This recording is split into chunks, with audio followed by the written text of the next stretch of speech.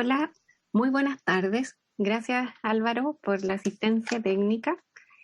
Vamos a saludarles a todos, a todas y a todes. Y hoy reiniciamos en esta segunda jornada este encuentro latinoamericano de rehabilitación comunitaria. Todos y todas y todes muy bienvenidos y bienvenidas. Agradecemos este encuentro, está bajo el apoyo de la Vicerrectoría de Investigación y Desarrollo de la Universidad de Chile, quien ha facilitado la posibilidad de hacer este encuentro internacional. Les saludamos a cada uno de ustedes y quienes estuvieron la semana pasada y quienes se incorporan hoy día a este encuentro, quienes están en el Zoom y en la transmisión de YouTube. También queremos saludar a todos quienes han hecho posible este espacio y en particular saludamos al equipo de intérpretes quienes nos acompañan ahora, Geraldine Arce y en el cambio de turno Camila Delgado para la interpretación en lengua de señas. Soy Pamela Gutiérrez Monclús, terapeuta ocupacional y doctora en psicología social y académica del Departamento de Terapia Ocupacional de la Universidad de Chile y pertenezco al colectivo transdisciplinario del Núcleo de Desarrollo Inclusivo de la Universidad de Chile, quien ha estado en la base de poder generar este espacio de diálogo. Ya habíamos iniciado este diálogo la semana pasada, en donde entendemos que el desafío de incorporar perspectivas regionales es una necesidad en el campo de la salud y la rehabilitación de las personas con discapacidad, con actores y actrices vinculados que permitan dar mayor énfasis a lo que entendemos en la perspectiva de derecho. Y en ello entendemos a los colectivos de las personas, a los quienes trabajan en el ámbito de la intervención, a quienes están formando a profesionales y a quienes desarrollan investigación en este ámbito con una perspectiva regional a nivel latinoamericano. Porque en este contexto que estamos viviendo tan complejo de crisis sociosanitaria que se articula con dificultades políticas y económicas, es más importante que nunca poder establecer puentes y aprendizajes, porque es una situación que en su emergencia nos ha generado desafíos que solo la colectivización nos va a permitir enfrentarlo de mejor manera para transformar y para transformarnos. Entendemos que especialmente porque este contexto apremia de manera más fuerte a las personas con discapacidad, a las mujeres y a las niñas que viven esta situación.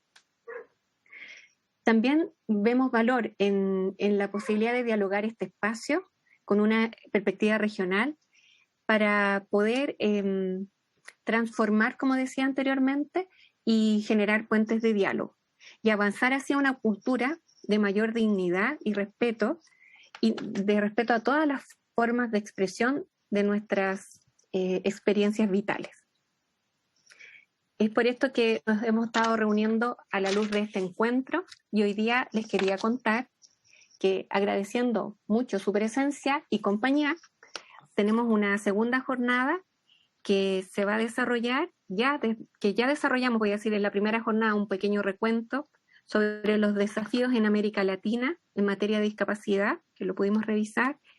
y también algunas experiencias de rehabilitación basada en la comunidad, en el contexto que estamos viviendo de pandemia. Y hoy día vamos a explorar hacia ámbitos de investigación y de los desafíos y oportunidades de las propias organizaciones de las personas con discapacidad en el ámbito de la rehabilitación. Así que invitándolos y agradeciendo su presencia aquí, quisiera antes de comenzar recordarles la posibilidad de que quienes participan pueden hacer sus preguntas, compartir experiencias, decirnos de dónde están hoy día conectándose y aportar desafíos que estén vinculados a sus propios contextos, de modo que nos permitan enriquecer las presentaciones y a ustedes tomar puentes, como hablábamos antes, de diálogo para abrir este espacio. Así que con esa invitación y recordatorio de participar, a continuación les dejo con Laura Délano, quien va a moderar el siguiente panel. Muy bienvenidos y bienvenidas. Hola, mi nombre es Laura Délano, también formo parte del Núcleo de Desarrollo Inclusivo y vamos a comenzar con el panel de investigación. El objetivo de este panel es buscar abrir el diálogo sobre la situación de rehabilitación comunitaria en Latinoamérica y los nuevos desafíos y necesidades que se han abierto en la investigación-acción en el contexto de crisis sociosanitaria producida por la pandemia de COVID-19 y cómo podemos permitir el involucramiento de las comunidades en los procesos de investigación-acción también. Tenemos como invitados a Mónica Manríquez, Vladimir Rodríguez y Berenice Pérez. Mónica es kinesióloga de profesión, magíster en salud pública de la Universidad de Chile, con trabajo en distintas instituciones públicas de salud en el área norte de Santiago entre los años 2007 y 2014. Actualmente ella es profesora asistente del Departamento de Kinesiología de la Facultad de Medicina de la Universidad de Chile. Vladimir Rodríguez, que viene de Brasil, es doctor en salud pública del Instituto de Salud Colectiva, licenciado en fonoaudiología, actualmente profesor del Departamento de Fonoaudiología de la Universidad Federal de Bahía. Él es profesor en el programa de posgrado de maestría en Ciencias de la Rehabilitación y en el programa de maestría profesional en Salud Pública. Y Berenice Pérez, que viene de México, es licenciada en Trabajo Social en la Escuela Nacional de Trabajo Social de la Universidad Autónoma de México, maestra y doctora en Sociología por el Instituto de Ciencias Sociales y Humanidades de la Benemérita Universidad Autónoma de Puebla y actualmente es profesora titular de licenciatura y maestría en la Escuela Nacional de Trabajo Social. Más adelante cada uno de nuestros invitados se puede presentar con mayor profundidad, contarnos de los temas que han investigado hasta el momento y nos van a ir profundizando en su trabajo. Cada uno de los participantes tiene 10 minutos para compartir su presentación y luego escucharemos las preguntas que tenga el público por YouTube o por Zoom. Le doy el pase entonces a nuestra primera invitada, Mónica Manríquez. Gatillo que nos formularon para este encuentro. Dentro de la presentación solo quisiera agregar que además de trabajar los temas sobre discapacidad junto con un equipo de académicas y académicos del Departamento de Kinesiología, también trabajo algunos aspectos sobre salud intercultural que creo que es súper importante hoy día considerarlos y fomentar también estudios en ese ámbito. Bueno, para comenzar la presentación, lo primero que me gustaría que viéramos es sobre el contexto de la rehabilitación comunitaria en Chile dentro del contexto COVID. Algunas características de la rehabilitación basada en la comunidad en la región metropolitana, de acuerdo a algunos estudios hechos anteriormente y otros que realizamos con el equipo, nosotros pudimos visualizar de que la rehabilitación basada en la comunidad se caracterizaba, estaba centrada en la recuperación de la funcionalidad desde el ámbito físico. Esto es restablecer el déficit causado por la patología. En eso eso se centra más que nada el cómo está visualizado o cómo se presenta la rehabilitación comunitaria dentro de nuestro país. Además, hay una convivencia entre el modelo biomédico que está centrado en la patología y principalmente en el déficit y en la adaptación de las personas al entorno, y el modelo biopsicosocial que va a tener un abordaje mucho más integral en el trabajo con cuidadoras y estrategias grupales que van a utilizarse como metodologías activas participativas, y entonces nosotros pudimos visualizar que hay una convivencia de estos dos modelos. A pesar de que la RBC se declara dentro del modelo biopsicosocial, por lo menos cómo está caracterizada en Chile, no deja del todo de lado el modelo biomédico, por cómo está constituido el sistema de salud chileno también. Otra cosa importante es que hay una valoración positiva por parte de las personas con discapacidad y de sus familias de la RBC, debido al impacto efectivo en varios aspectos, entre ellos aumento de la capacidad funcional, impacto en el aspecto social y psicológico, y lo que se va a reflejar y lo que se refleja en una mejora en la situación de salud de manera global. Otro aspecto a considerar es que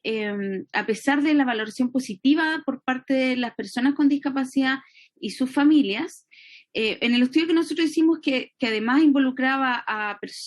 profesionales de estos centros, existe una sobrecarga por alta demanda de los equipos profesionales en relación a la atención en los centros de APS y la falta de más profesionales. Y también falta de profesionales y áreas que no se abarcan. Además, existe un tema con las metas ministeriales, ¿ya? Las metas que se incorporan o que están situadas, o por cómo se mide el trabajo, el impacto de la rehabilitación o de estos centros que trabajan la rehabilitación y la inclusión social, es que van a estar ligadas mayormente al componente salud, lo que va a implicar una priorización de ese componente por sobre los otros componentes. Y hay una ausencia de las estrategias como, por ejemplo, educación o subsistencia, en donde en este trabajo que fue cualitativo prácticamente no habían relatos respecto a la incorporación de esas áreas. Y algo importante, bueno, que me quedó aquí con letra más pequeña, pero es cómo se pierden los aspectos positivos que tiene la RBC, la rehabilitación comunitaria dentro de el modelo de salud chileno y el modelo de salud integral, se pierden un poco con lo que sucede en la pandemia. Y eso es lo que vamos a ir revisando con la siguiente, en las preguntas que de alguna otra forma vamos a ir analizando y reflexionando dentro de la presentación. Para hacer un poquito más amena la presentación, con este tema del encierro, he colocado algunas fotografías de paisajes muy bonitos que hay en Chile, para que podamos tener un pensamiento positivo respecto a las posibilidades que podamos tener después de que pase esta pandemia y podemos salir del encierro. Bueno, ¿qué importancia ha tenido la rehabilitación comunitaria en el contexto de crisis sanitaria? En primer lugar, me gustaría que analizáramos el hecho de que el protagonismo de la atención primaria en las medidas para contener los contagios por COVID y posteriormente en la estrategia de vacunación, en Chile han provocado que los equipos de salud tengan que adaptarse y disminuir las atenciones y programas abocados en los procesos de rehabilitación de la población. Además, lo anterior ha dejado en evidencia que la insuficiente importancia que se le da a la rehabilitación en la atención primaria y cómo se ha planteado esto como un aspecto prescindible. Además, a pesar de los aspectos complejos que acabo de mencionar, es importante resaltar que durante el 2020, y como vimos en las presentaciones anteriores de la sesión pasada, muchos equipos comenzaron procesos de adaptación con el fin de realizar seguimiento a la población que no podía ser atendida, además de incorporar estrategias como la telerehabilitación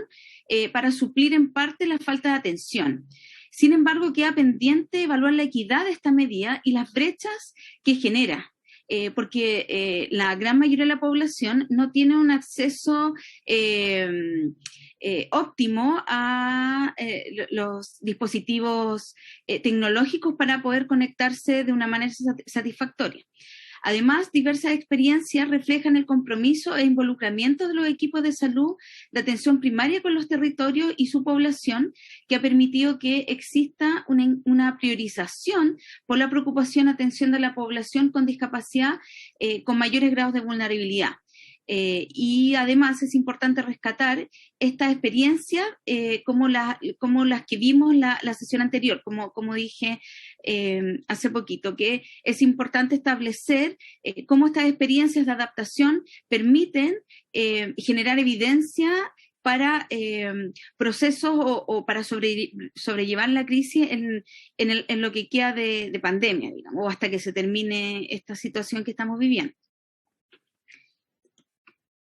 Ahora, respecto a cómo la producción de conocimiento sobre la rehabilitación comunitaria permite visualizar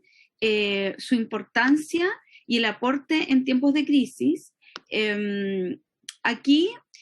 creo que es importante tener en consideración que previo a la crisis sanitaria ha sido importante la generación de evidencia que ha permitido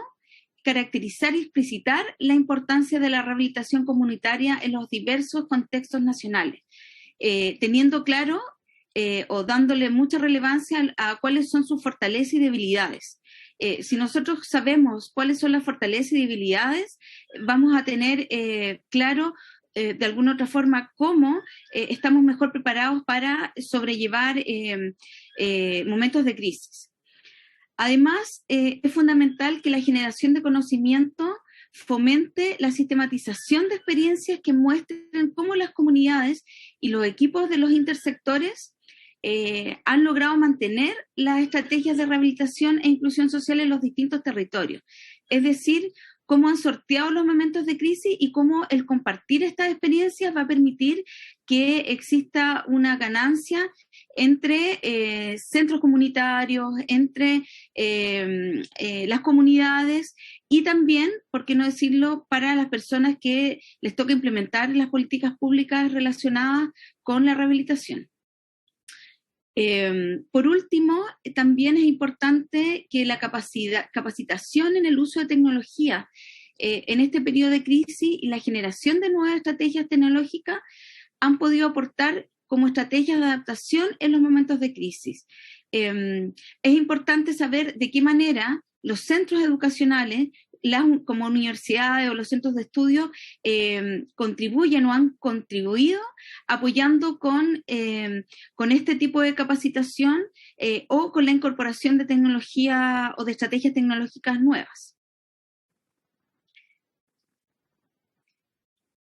Y ahora, en relación a qué nuevas preguntas y desafíos sobre producción de conocimiento en contexto de rehabilitación comunitaria surgen en el contexto de pandemia, creo importante primero resaltar los desafíos que tenemos como generadores de conocimiento o como quienes trabajamos en poder generar conocimiento para mejorar lo que nosotros vemos dentro de cómo se desarrolla la rehabilitación comunitaria. Primero es que la academia y los grupos de investigadores fomenten la creación de un ente autónomo que tenga mayor injerencia basado en la evidencia para la toma de decisiones de políticas públicas. Es decir, establecer de alguna otra forma cómo nosotros, dentro de la academia, de los grupos de investigadores, apoyamos la creación de un ente que permita tener evidencia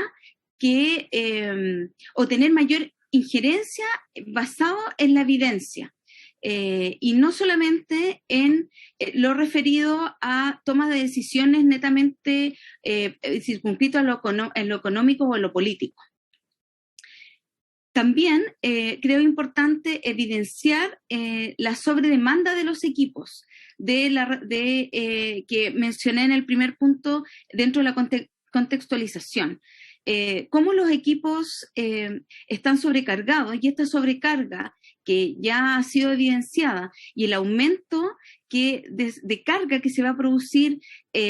por el incremento de los grados de discapacidad en la población afectada por enfermedades crónicas no transmisibles que han perdido sus controles o que de alguna otra forma están siendo no controladas, y además los sobrevivientes de casos graves de COVID-19. Es decir, cómo los equipos van a hacerse cargo de eso y cómo desde la generación de conocimiento evidenciamos esa sobrecarga y de qué manera ayudamos a buscar salidas ante eso. Y por último, en relación a lo anterior, creo importante que se deben generar espacios para reflexionar sobre la posible pérdida de la integralidad de abordaje en la rehabilitación comunitaria, es decir, cómo se va a priorizar por, de alguna otra forma, tomar todos los casos desde el punto de vista de salud, dejando de lado otros abordajes como es educación, integralidad, trabajo interdisciplinario desde el punto de vista psicológico, cómo nosotros desde la academia o desde la generación de conocimiento establecemos la evidencia para que eso no ocurra, ¿ya? Creo que es importante tener estos tres puntos dentro de los desafíos. Y ahora, desde el punto de vista de las oportunidades, ahora sí, me había enredado en la parte anterior, es que es importante considerar que la realización de investigaciones en contextos rurales o en territorios con dificultades específicas con el fin de fomentar la producción de conocimiento para compartir experiencia en los momentos de desastres. En la sesión anterior nosotros vimos algunas experiencias de Perú, de México, que son muy importantes desde el punto de vista de cómo este momento de crisis ha significado que nosotros tengamos que adaptarnos. Y el compartir estas experiencias nos puede ayudar a y que nosotros como generadores de conocimiento y generadores de conocimiento tomamos todos estos aspectos, lo difundimos y de esa forma la evidencia, tanto cualitativa como cuantitativa, nos puede generar ayudas para que la comunicación entre las distintas alternativas que se estén dando sean o se puedan transmitir dentro del continente. Además, creo importante aportar respecto a la población infantil. Algo que no mencioné en el primer punto de diagnóstico, pero que está relacionado con el sector de educación, es que nosotros hemos visto que la población infantil ha sido muy afectada por estos momentos de crisis, por el encierro, por tener que dejar de ir a la escuela o hacer sus actividades deportivas, culturales, artísticas, y yo creo que esa repercusión ha ahondado aún más en la población infantil con discapacidad. Entonces, cómo desde la RBC y cómo desde las distintas investigaciones que se realicen pueden considerar esta población que muchas veces es invisibilizada. Y por último, creo importante fomentar el rol de las comunidades y las organizaciones de personas con discapacidad para lograr tener una injerencia o mayor peso en la toma de decisiones, sobre todo a nivel local. Eso no quita, por supuesto, que a nivel nacional se haga, y eso en relación también con el desafío que planteaba yo de cómo los grupos de investigadores e investigadoras fomentamos esta creación de ente autónomo, pero que también esté relacionada con la comunidad, y cómo estos dos actores se pueden unir y de alguna otra forma lograr tener injerencia dentro de las decisiones que se tomen, considerando las necesidades de la población y de las perspectivas que tengan las personas que nos dedicamos a generar conocimiento o tratar de generar conocimiento. Listo, eso ha sido la presentación. Muchas gracias por la atención y bueno,